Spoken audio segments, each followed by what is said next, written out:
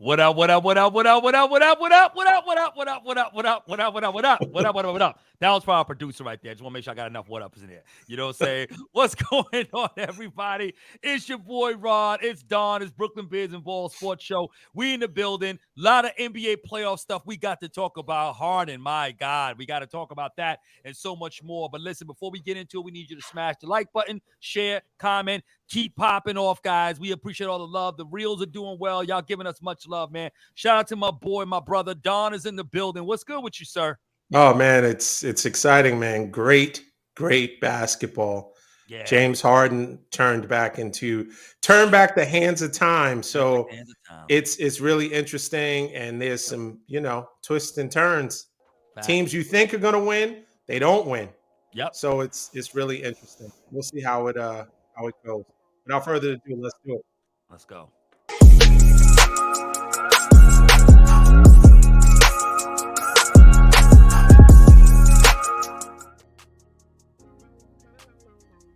All right. Well, listen, we are finally in round two. We got some really interesting matchups.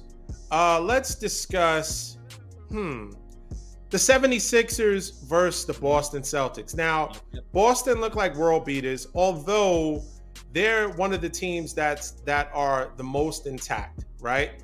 No significant injuries. Right. But they played Atlanta a little bit more or longer than expected, given that they had such a dominant team. Right. So now they're playing the 76ers. Golden opportunity. We know Boston has home court advantage. Golden opportunity. Embiid is not playing due to an injury, right? One of the 47 times he fell, he actually hurt his knee.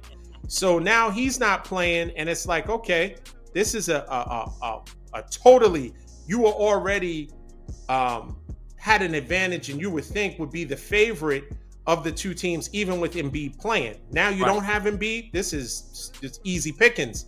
Correct. Not so. James Harden said, hello, allow me to reintroduce myself. This is the Houston James Harden. James Harden was efficient. He was dominant. It's a little bit, it reminded me of Westbrook once Kawhi and Paul George were out of the picture. They were out in injuries. Now you can, we know what Harden can do. We know how dominant he can be as a scorer, how he has led the league in scoring.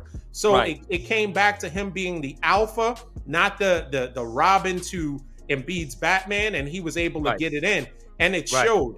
And I think Boston, everyone talks about how Missoula was doing as opposed to Ime Udoka. Ime Udoka would have never let that happen. He would have never allowed a team undermanned to win. Defensively, they left a lot to be desired, and that was the problem. They underestimated them. They allowed James Harden to get going, and he kept going. No one tried to double or get the ball out of his hands and maybe force some of the other players to beat him, and that was the problem. What do you say? No, I say the same thing, D. And what you're right. Ime would not allow that to be, because he got up in these guys' face. He held these stars accountable. Boston is now, or at least we expected them to be mature enough to now be able to sort of put teams away, or where you should be conquering, you need to conquer, right? Now, I understand sometimes, the playoffs can be very, very tricky. And so when you would dominate, or you should dominate, right? You got to give Philly a little respect there. No Embiid, but still, you don't expect them to win this game. But again, they are in the playoffs. We are now in the second round. So, you expect them to be a little bit differently prepared than you would in the middle of a regular season.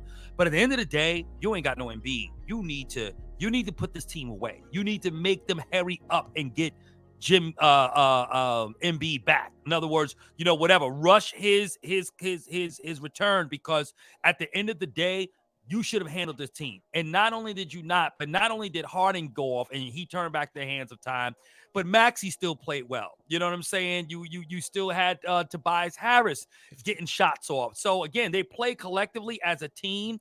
And whereas Harden wasn't the dish guy, right? He had to take over and score, and did that. And like you said, he was very, very efficient. Very disappointing loss for Boston. If you're a Boston Celtic fan, Very disappointing loss. You got to come back, and you're going to have to play well in game 2, with or without Embiid. You're going to need that game. If not, you go back to game 3 in Philly with an Embiid, it could be problems. So, yeah, totally agree. Yeah, so it's going to be interesting how it all plays out. I think sometimes a loss, an unexpected loss, sobers you up and gets that hey, this is the reason why we're here. Let's get our act together. So I look for Boston having the fact that they went to the championship last year and they were so close and on the cusp that they are going to get back in gear and have a better showing, understanding that they can't take anything for granted. Even when a star is not there, they still have to play. They have to put the pedal to the metal. So I think I'll say one last thing on that too, D. I thought Brown should have had more shots in the second half too. He didn't shoot enough. He just went ghost in that second half as far as field goal attempts. And I thought, that's the kind of thing Ime Udoka would have been able to notice. Even though Tatum was balling, but you need that tandem to really get in there, especially with the game being close and Philly still, obviously playing really well up until that point. Bad turnover, obviously, by Brogdon. So, it was a mess for them. A bad outing. No. And I think Tatum only took 4 shots in the fourth quarter, which is not enough. I don't think he took a lot of shots towards the end when it was kind of slipping away. Your 2 players should have stepped up and said, "Hey, get the ball in my hand. If nothing else, I'll get fouled. I'll go to the free throw line and kind of make it up that way." But totally agree. We see what complacency does, right? When teams are complacent, they lose. And when they take it for granted that, hey, the person's star or the main attraction of a team is not playing due to injury or whatever, that's what happens. That's what happens. I agree. But let's quickly talk about the Suns and the Nuggets. Okay. This was, listen, my prediction was the Suns in 6, and they looked really, really good. But right on cue, Cliff Paul checked into the game. And once he checked in, that something has to go. Listen, he's out. I thought I heard that he's out for the rest of the playoffs. See, that is the case. I'll have to confirm that, but that's what I got. My brother was telling me that. If that is the case, that is terrible. Like, I know he had some kind of groin he's injury. To miss games 3 through 5 from what they're saying. Listen, so it's that means it's pretty much the series because they don't win. So, I think they were looking good because look what a difference a game makes. Jamal Murray looked like he couldn't miss anything, right? And then you fast forward to last game, and he couldn't hit anything. He had, into the fourth quarter, he only had 8 points. Right. I mean, Jokic had a great game, but that's okay. If he has he's kind of neutralized or they cancel each other out with Devin Booker scoring. So, okay, his 39 and 16 or whatever he had, that's kind of canceled out by Devin Booker's, scoring. Right. The problem is when Chris Paul went out, that was it was a shot to the team. It was like a gut punch to the team. You could tell that everybody is as he's hopping on into the tunnel, you're like, come on, not this again, right? And so maybe sometimes in a situation when you're not expected to be thrusted into a larger role, your favorite player, Cam, right? Or Mushroom Head, he's going to have to play more. Now he might be a starter at this point. But it's different coming off of the bench and relieving somebody and now taking on the mindset that I'm a starter now. So now there is a certain expectation scoring-wise and production. Now I have to produce to replace CP3's production. So it might be a different mindset. Once again, Denver did what they were supposed to do. They won both of their games at home. Did we? I mean, we splitting the first 2 games doesn't mean that the series is over. And it also depends on looking at game 2. It gave hope for Suns fans, or it should have, that the Suns can pull it off. I'm going to give you a bold prediction coming up as to how I think the Western Conference is going to shape up going into all the way to the Western Conference Finals, on the West side. And then maybe in a later episode, I'll give you my predictions on the East side, going all the way up, how I think who is going to represent the Eastern Conference. But what do you say about the whole Suns? Do they have a shot or they're dead in the water? No, they're dead. Listen, they got a shot, but they're dead in the water, if that makes sense, right? And the thing is this, I mean, right, I guess they say in some instances, two things can be true, right? I got Denver in 6 on this, just looking at these 2 games, because, D, you said it before the series even started. They have no depth, and now their depth is even more compromised because now you have nobody really backing up, Mushroom Head, right? So now you got an issue. What you're dealing with is, again, KD and Booker are not going to be enough, and defensively they're not enough. And I'm gonna tell you who is a disappointment all the way across the board. Ayton. Ayton is trash. He is garbage. He is so garbagey. He gives you nothing. He's 20 feet tall. And he can't even give you double-digit rebounds. Nothing. And I understand you're dealing with Jokic, but Jokic, like his vertical is about as high as a sheet of paper. So, like, what I don't understand is why can't you be more of a force in some other kind of way? We know we're not looking for you to score 25 because Booker and KD are going to take the bulk of the shots and be doing most of the scoring, right? And you would like to see other guys score, but he's giving you nothing. Nothing at all, okay? And the 14 points he's giving you, those points are not impactful. They don't come at any real needful time. So it feels like those points and what he's giving you in that little production is nothing. You know what I mean? He can't even get you a good 20 and 10. And that's really what he needs to give you. But, yeah, he's trash. I think he's also a problem for the Suns. No depth. You didn't need Murray last night. Murray didn't play well. But obviously Jokic, right? He took it to the next level. KCP played very well. Brown played well. These guys, they got so many people. And KCP, I miss him. Man, I sure wish the Lakers could have ever kept him. But because his defense and he can shoot threes, so he's very, very good. But again, these guys step up. They got depth. They can play defense. They can score. There's too many guys you have to account for. And again, I don't think Booker and KD is enough. And then when this is all over, I'm going to have a whole lot to say about KD. A whole lot to say about KD. But I'm going to let the series play its way out. But I have Denver in. I think Denver will win in 5, but I'm trying to be kind and give the Suns at least 2 games in this series, and I'm trying to give them the home court, so they might pull 2. It might go back tied back to Denver, but then I think they'll take the next 2. Denver will win in Phoenix if they have to play it in Game 6. Okay, well, I think DeAndre Ayton, if basketball doesn't work out for him, he can always be a younger version of Delroy Lindo. That's who he looks like. He looks like West Indian Archie from Malcolm X. Help me exercise my arm. I got somebody else too that you look like. I gotta tell you what they are. I can't. It's crazy. God. But listen. I don't think it's unfortunate. Whatever you think you're going to say about KD, I have a defense already.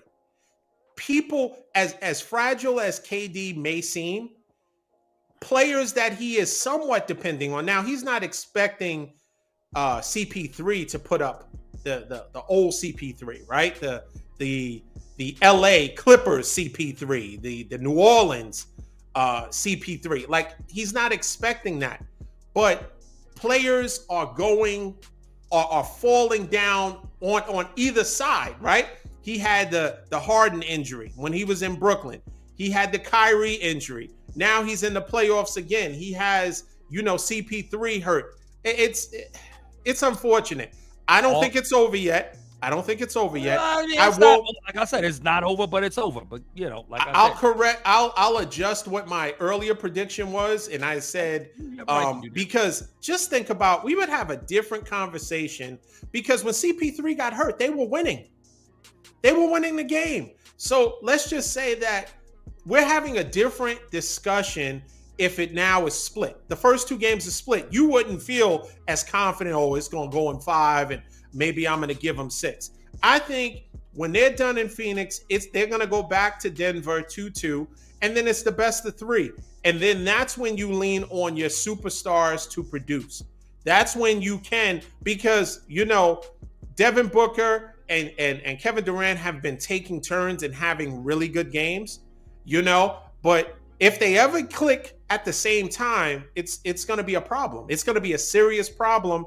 And that kind of offensive output, it's going to be hard to match. So we'll see what happens. I will adjust my prediction to the Suns in 7, but I still like the Suns. What do you say? It doesn't matter. They can Book and KD can score 50 a game, a piece, and they will still lose, because the way Denver is and good defensive teams are designed, they will prevail over an outburst. The reason why the Kings couldn't do it, D, is because Golden State has defense, right? So with Curry scoring 50, they still got defense, and they were able to shut the Kings down. Phoenix ain't got no defense. Greg is good. Greg is a good wing defender, but so those two guys, if they think it's going to be a 2-on-8 or 2-on-10, because that's how much Denver got, it's not going to happen. They're not going to win. 2 guys are not going to beat 10 guys on a basketball court. It's not. I agree. I agree with that. Yeah, I do agree with that, right? But I will say this: in the instance that you gave with Steph Curry scoring 50. Yeah. They allowed him, and what I mean by allowed him, they didn't make it difficult. It was an effortless 50 points. They didn't force the ball out of his hands, right? They didn't. So because but Denver's a much better defensive team than Sacramento. They are a better defensive team, but now if you are taking and you're making Bruce Brown the main scorer instead of Jamal Murray, or if you're making Jamal Murray's points difficult, right? He has to earn every point, and he has to play defense on, let's say, Devin Booker. Right. That kind of neutralizes his impact to the game. If you let him get to his shots, you let him just a highway straight to the basket. There's no one is trying to tenderize him a little bit, give him listen. All of those players that aren't producing point-wise, they should be mini enforcers. Give a hard foul. If you get suspended for a game, you ain't doing nothing anyway. You might as well stay home. You talking about Phoenix, right? You talking about their players? I'm saying Phoenix should utilize exactly. Yeah. Hey, listen, if they're too close, Monty should trip them. Use whatever you can do to impact the game. And I think that's the only shot you really have.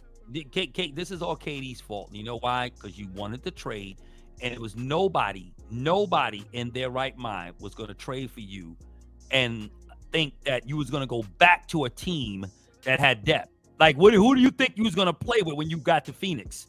You know what I'm saying? Like, you teaming up with Booker, but you got no. See, that's what I'm saying. KD doesn't think like, the championship foresight for him. Because he had it easy in Golden State. Life was easy. They did all the work. KD just shoot the ball. That's it.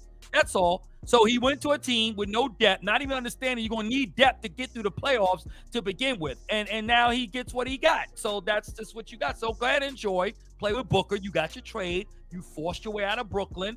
You did what you did. And D, you should hope that these guys fail. Kyrie fell miserably. Went to a team that was seeded 4th. They didn't even make the playoffs. Now, right. KD, you should watch KD just disintegrate into midair. All right, that's what you should hope to see. No, I'm not a net fan. No, I'm not. I'm not that type of person. Number one. Number two, I think that our future, right?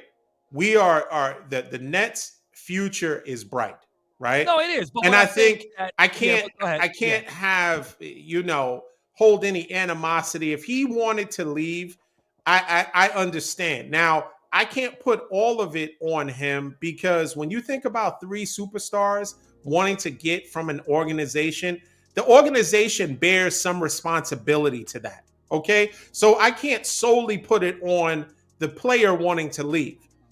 They have a finite window of their championship window is not forever. KD is not in his 20s, right? So he has to maximize his career. And I can't fault him for that. Now, no, you can't. If anything, I'm actually, honestly, more than feeling bad for him, I want or happy and wanting his demise, you know, in this series and beyond, I want him to go back to Golden State, or not go back to play. I want him to play Golden State, and I want with a team that is lose big time. I don't know that. I don't know that. I don't know. See, I'm gonna, while we have this moment, I'm gonna give you my rundown of the Western Conference really quick. Mm-hmm. I got the Warriors in 7. I have Phoenix in 7, and I have the Suns in 7 over the Warriors. Okay, that would be that would be poetic justice, if you will. Because so if KD loses, you want to see him lose to Golden State.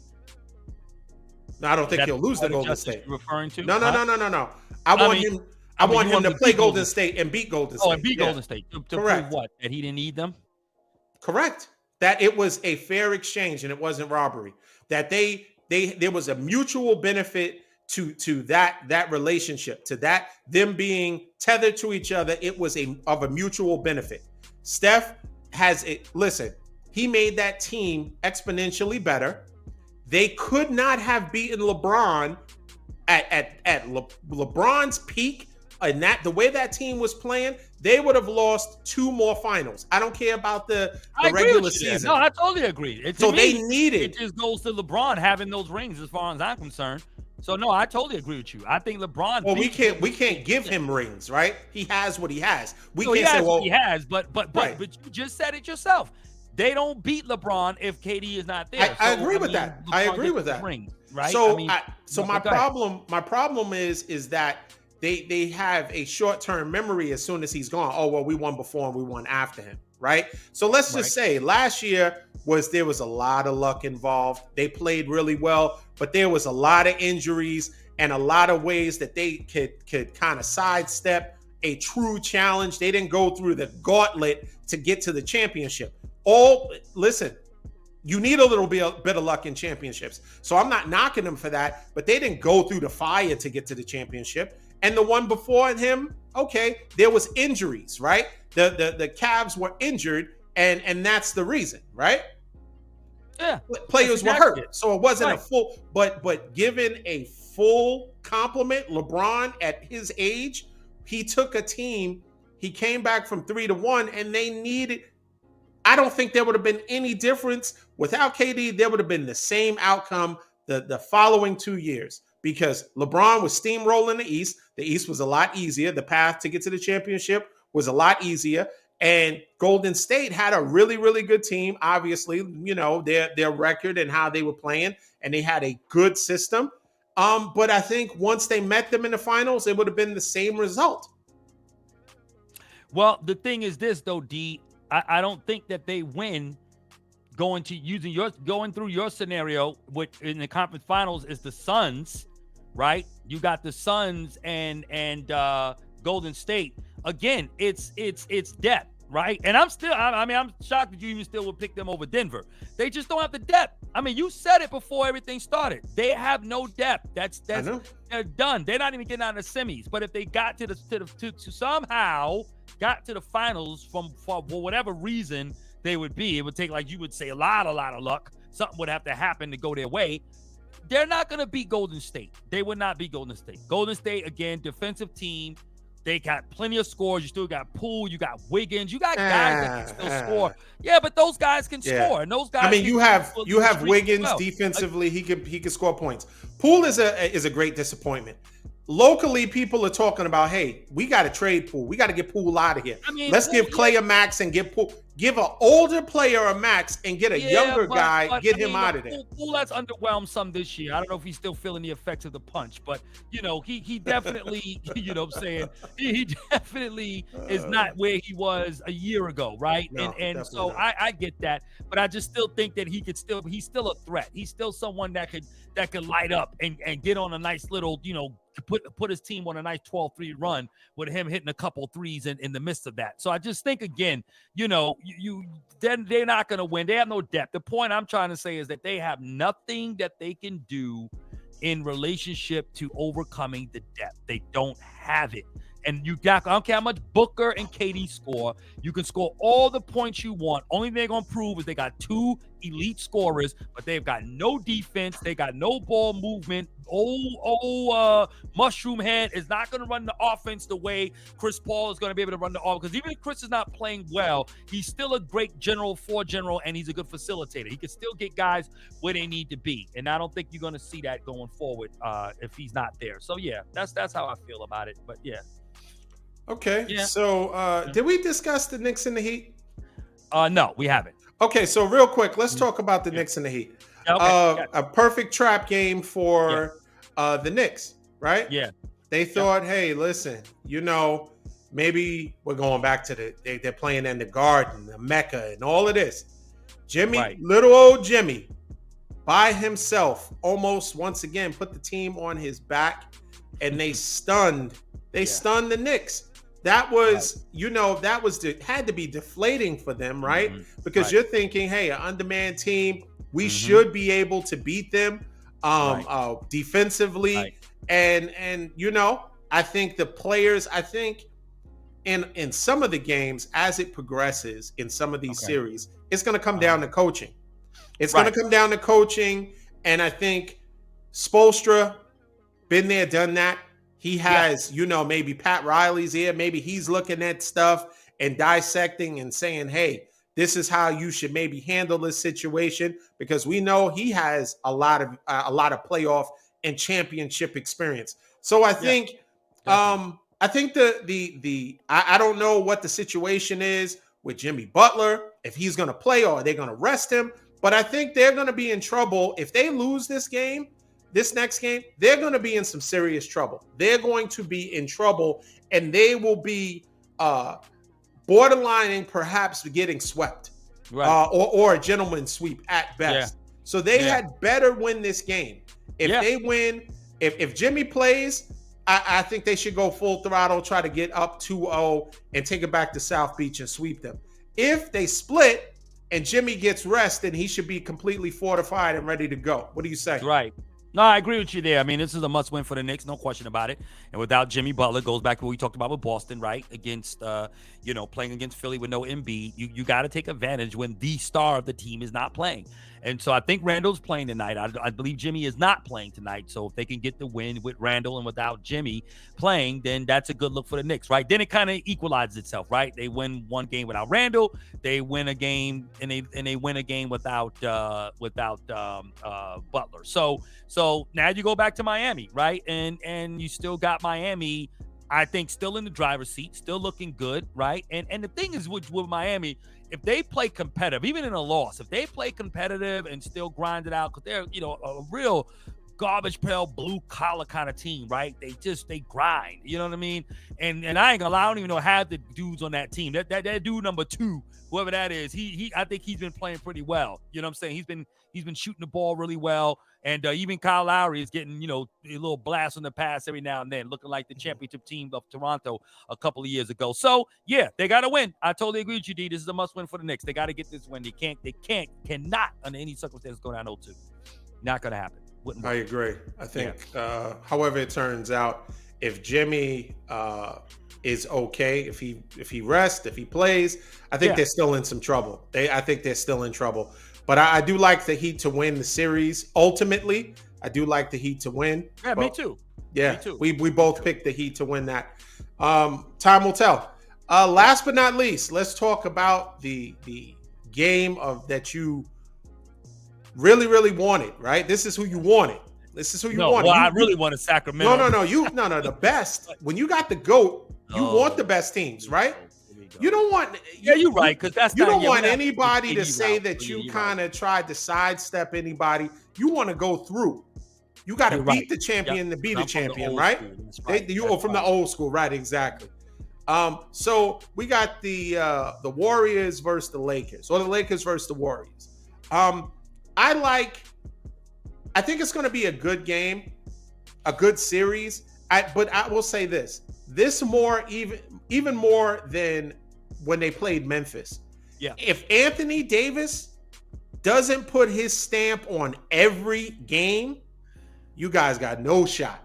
You got no shot. because he needs to, number one, he needs to neutralize Looney by causing Looney to foul out or get in foul trouble early. Yeah, that means he has to be very aggressive from the onset. He has to get Looney 1 or 2 fouls early, maybe in the first quarter, get Looney sitting on the bench.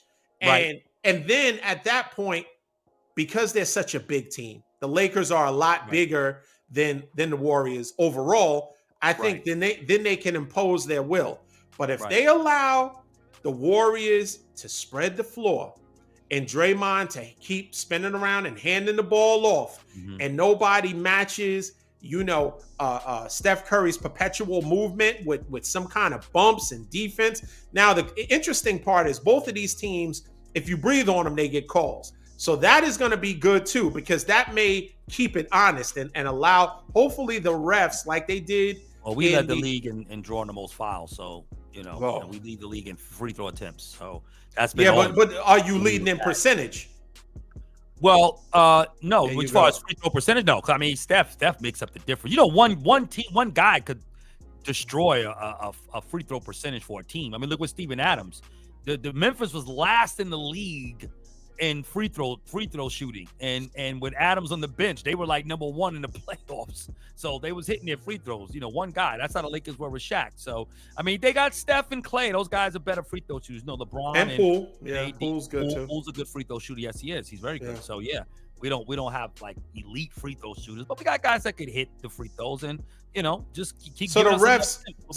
So you're saying that the refs afford you every opportunity to bail you out, and you guys can't cash on that. That's not what I said. That's not what I said. No, that's not what I said. They see America. There you go. There's Don again.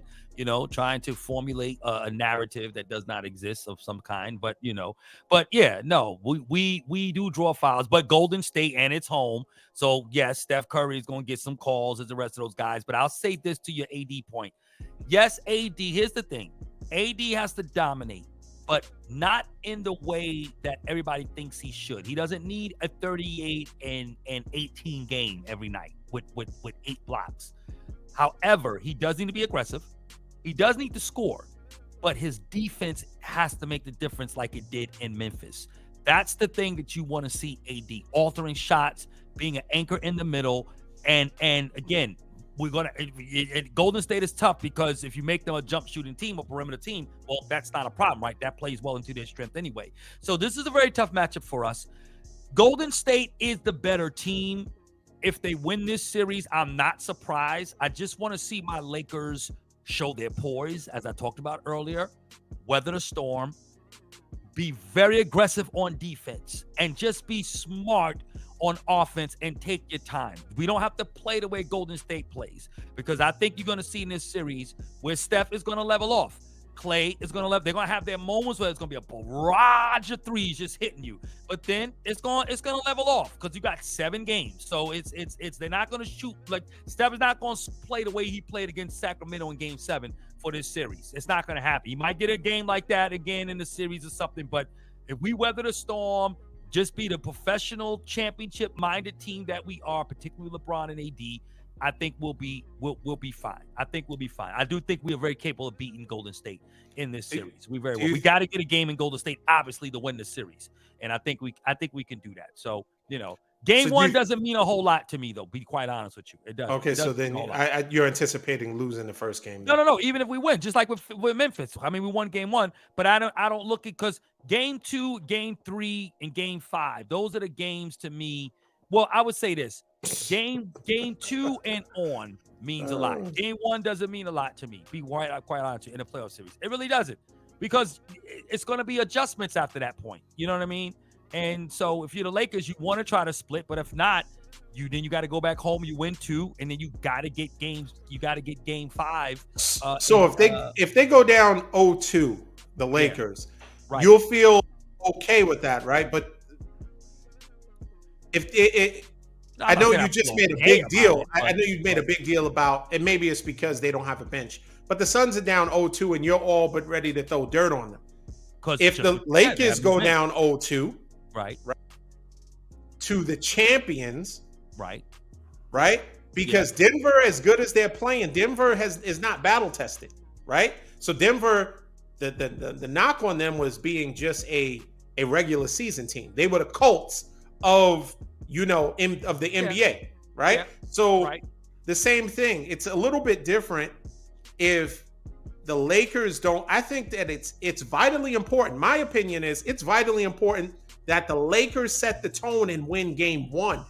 No, I agree with you. You throw the pressure back on the Warriors, because if the Warriors go down 0-2, that's a given. Big problem. Yeah. Oh, no. I don't disagree with any of what you're saying. I totally agree with that. I'm just speaking generally. Like, in other words, game 1, you're gonna have adjustments made, right? And again, depending on how we play, how we look, if it's a blowout, then it's like, man, you start to question. It's like, then you got to come back and play with a little more intensity. Like, that's the game that you're using as your evaluator. Is kind of how I look at it. And that's going to be the game that you're going to make your adjustments. Win or lose, you're going to have to make your adjustments. It'd be ideal for the Lakers to split, but if not, then they don't. But if they go down 0-2, yeah, I'm concerned.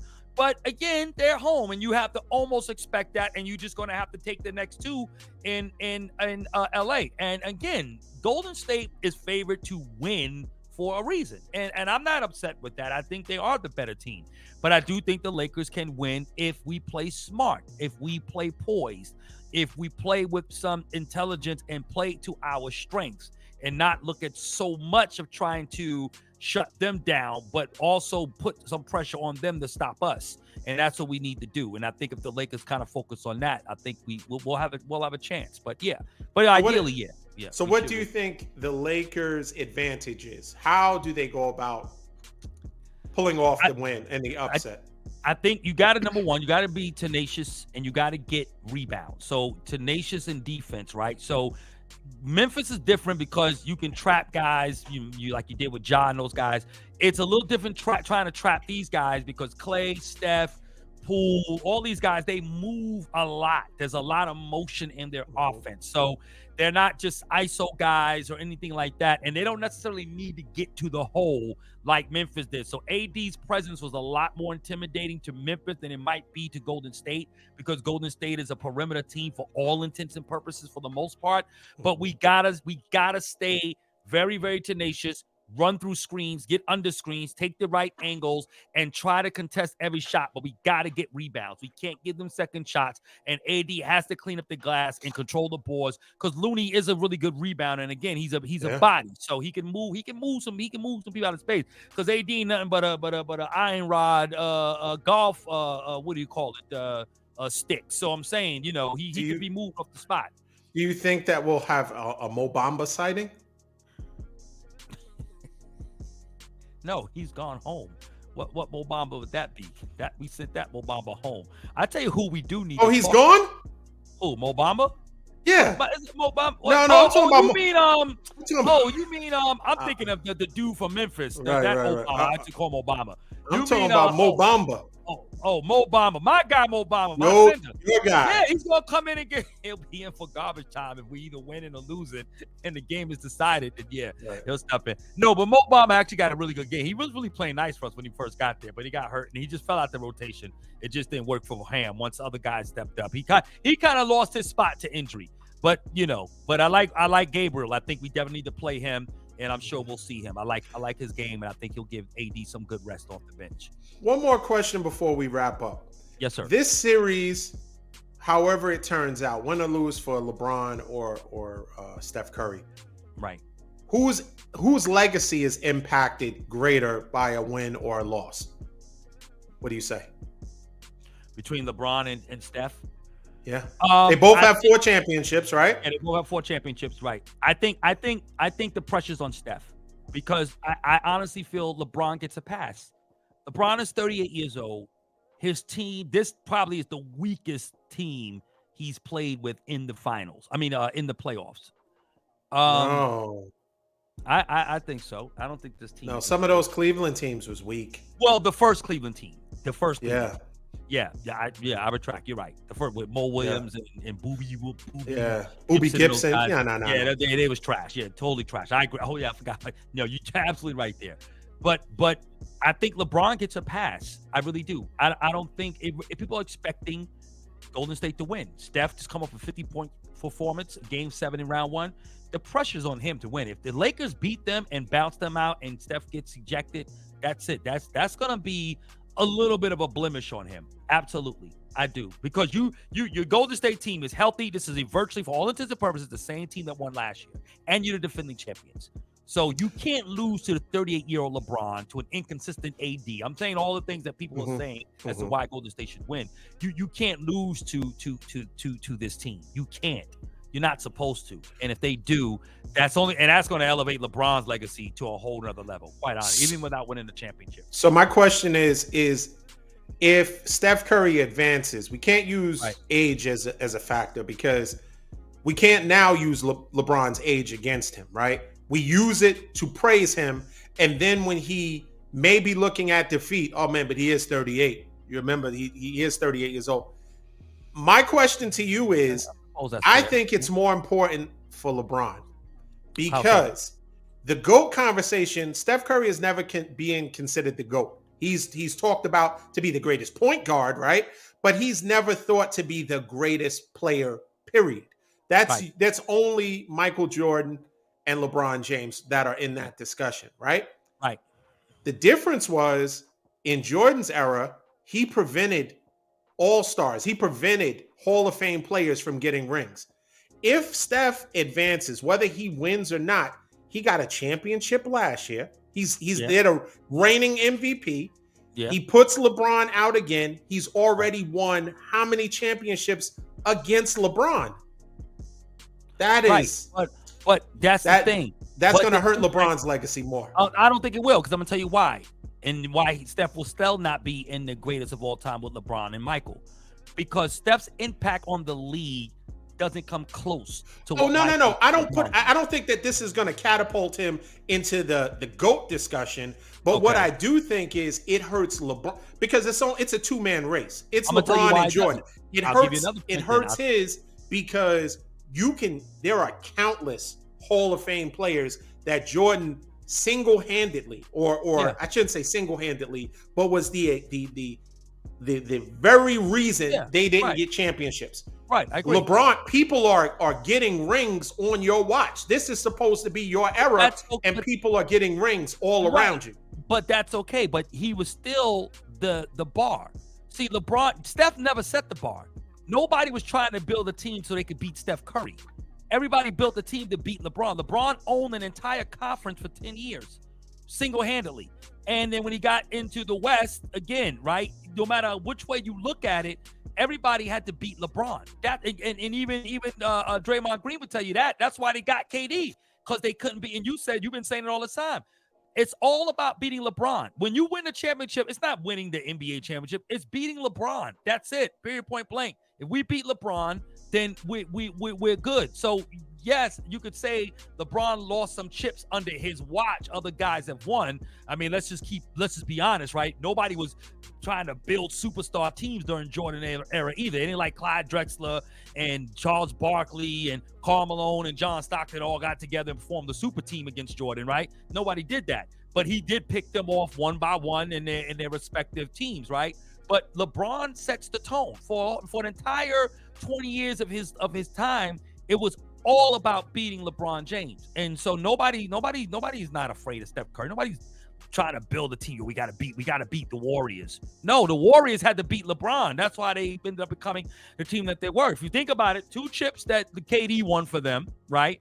And the first chip, if Love and Kyrie doesn't get hurt, LeBron wins that one. So in my mind, in the barbershop, as far as the barbershop is concerned, LeBron's got 3 wins. He's 3-1 against the Golden State Warriors. Simple as that. Wait a minute. He's 3-1. As far as the barbershop. What barbershop is this? Every barbershop. Even the one you go to get your beard. No. They would tell you that. But well, maybe not. They wouldn't say in that. The Bay Area, so they wouldn't agree with that out there. No, they definitely wouldn't say that. They wouldn't agree with that at all. So every barbershop except in San Francisco. All right. That barbershop that tells you that they're starting to give fake championships and hypothetical wins. Nah. D. Nah. It's not D. Can you? All right. Before we wrap, do you want to say? Do you think the Golden State Warriors would have beaten LeBron in that first finals they played against if Kyrie and Love didn't get hurt? Do you think they would have beat them? I don't know. They lost in 6 games. They barely beat them, and the best play behind LeBron was Matt Dellavedova. And they still took them to 6 games. And remind you, Love never played at all in that series because he got hurt in the playoffs, and then Kyrie got hurt in game 1. He was busting their cheese before he got hurt. So I'm saying they still took 6 games to win. Then they went on and beat them anyway the next year. So, and don't everybody care about, Draymond with that's he only missed 1 game. They was up 3-1. You still had a chance to win that, and you didn't. So what did you do? You ended up getting the most efficient scorer the game has ever seen in Kevin Durant to do what? To beat one man. So as far as I'm concerned, you don't win. You don't win those chips without KD, and you don't win those chips with Love, and Kyrie doesn't get hurt. So okay, so it seems like you're finally coming around. I'm okay with that. I have always said, and it's trying to convince Warrior fans the importance and the benefit of having Kevin Durant on your team. Those you would not have I've said that before. They would not have beaten the Cavs. They wouldn't. The Cavs had their number. So in your mind, that's no, not mine. No, not mind. We can't mind. What hardware does he have? We can't mind what happened. But what I'm trying to say is that as a basketball cerebral championship, no mind. Somebody who knows the sport, somebody who watches the sport, can you honestly, just in your heart of heart, say that basically, in your heart of heart, can you say basically that team would have beaten LeBron if Kyrie and what's his name didn't get hurt? I think the Cavs had their number. I think the Cavs had their number. They were more of they didn't have the players name-wise, but I think they were more of a physical team. And the Warriors are a finesse team. Outside of Draymond Green, the Warriors are a finesse team. So I think Dellavedova, he played really good defense on Steph Curry. He played really, really good defense on Steph Curry. That's why, and this is a whole nother argument maybe for another day, this is why Steph Curry can never be considered the greatest point guard. Because people are saying, well, he's better than Magic. No. He's not better than Magic. He's not, and not because you're saying it because he's a Laker. I don't care about that. No. I'm saying not because he's a Laker. 6'3" point guard cannot be the greatest. You can shut Steph. We're going to point guard. He's not. I mean, the game changed differently when Steph, is playing the game today. I mean, Steph is a shooter. Let's just call it for what it is. He's a shooter. He is. That's it. He has no defense. He's not an assist. He's not going to set people up. He doesn't. He makes people better because he's a threat from just being an amazing, unorthodox shooter that can shoot from half court like as if it's a layup. Nobody has seen a shooter like Steph Curry. He's the greatest shooter to ever shoot the basketball in the history of the sport of basketball. But that's it. After that, you don't get anything else. That's it. That's the only reason why he is what he is, because he can shoot the basketball. He's not a well-rounded player. He's not a point guard. He's not Isaiah's better than Isaiah. I'll take Isaiah over him. I'll take John Stockton over him. I would even take I'm not gonna take John Stockton over him. John Stockton was a defender like you would never see. Steph Curry couldn't play defense if you paid him. What about Rod Strickland? You take Rod Strickland over him? No, but Strickland was a very good player. But no, I wouldn't take Strickland over him. No. Yeah. Well, listen, we're gonna see what happens. Our next show, you might be the studio. You may be have a whole different studio. Well, I'm going to talk to America. I'm going to shoot some reels. You know what I'm saying? While I'm at the beach and all that good stuff. And we'll see. We'll see how I feel. You know what I mean? I got to face the music. I'm not going to be like, Brooks, who we'll talk about maybe later too. You know what I'm saying? In the next segment, got a lot to say about him. I'm gonna face the music. He's not even on a team anymore. They already saying, "Hey, listen, we don't want your services anymore." No, we don't. Yeah. No, they don't even, and nobody else wanted services either. If I be honest, I got a whole take on that too. Yeah, I don't think anybody wants that. No. But listen, so good show, man. Shout out as always, D. No doubt. Shout outs to Kingdom Creative. Kingdom. Shout outs to Infinite Audio. Yes. For the music, Kingdom Creative for the production. Rod, thanks once again for joining us. Please welcome, like, share, subscribe to our Facebook and YouTube page. We appreciate all of the comments. We appreciate everybody's input in our show. You make it what it is. Until next time, peace.